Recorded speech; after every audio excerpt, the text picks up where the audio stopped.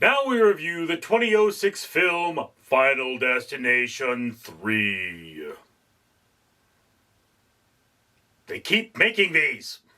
Alrighty, ladies and gentlemen, so I have seen finally the third installment in the Final Destination series.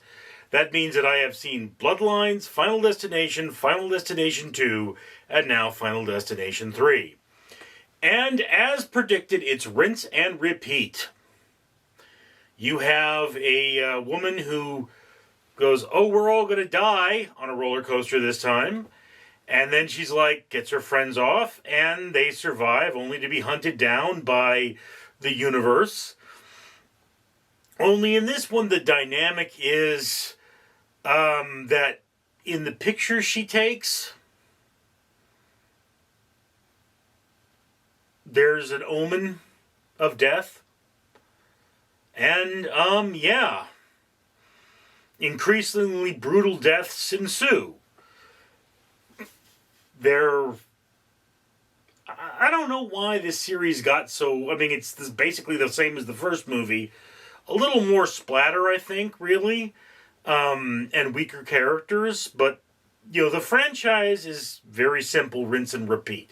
It's just, this is what's going to happen. Okay, we've got a bunch of people, and now here's the order in which they're going to die, and then this is what's going on. And I remember I had a friend that said, what would be interesting is if the person having the premonition were killed, and then now you don't know that. But to be completely honest with you, in the second movie, it was shown that other people can begin to read the signs.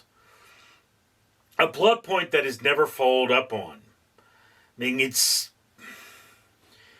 One of the things about these movies is that you don't have people that have survived very much. So the through line being Tony Todd, he's the one character that's been in all the movies. And somehow they always have a scene with him in them. It's kind of a cameo.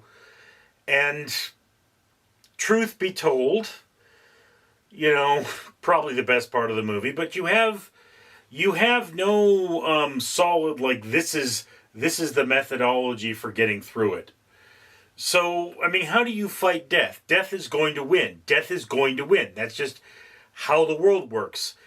One of those things that you could take from these movies is that, yes, death is all around us, and you should probably always be on your guard, because the bottom line is, death is out there, and death is watching, and, I could leave this room, slip on something, and break my neck, and that's a very large possibility in all reality. Look at my thumb. It's all swollen and messed up. Well, if I hadn't gone to the doctor when I did, I could have lost it. Also, it could turn around and I could still lose it, theoretically at least.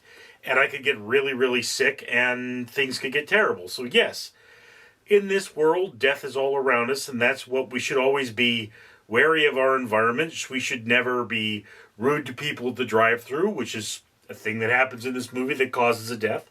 You should never walk under moving objects.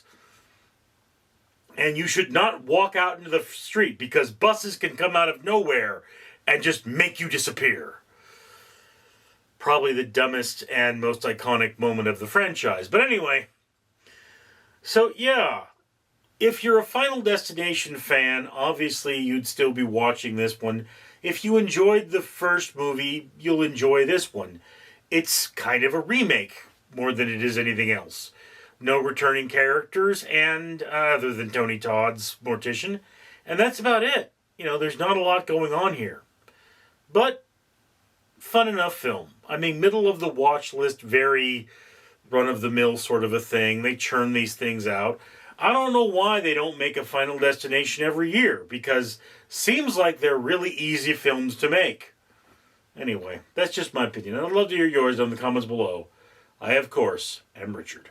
Ladies, gentlemen, and human-type persons, I am Sergeant Duck, and I am tasking you with commenting on this video. You should also like and subscribe if you haven't already. Share this with your friends, and make a better, more disciplined world for you and for me. Dismissed!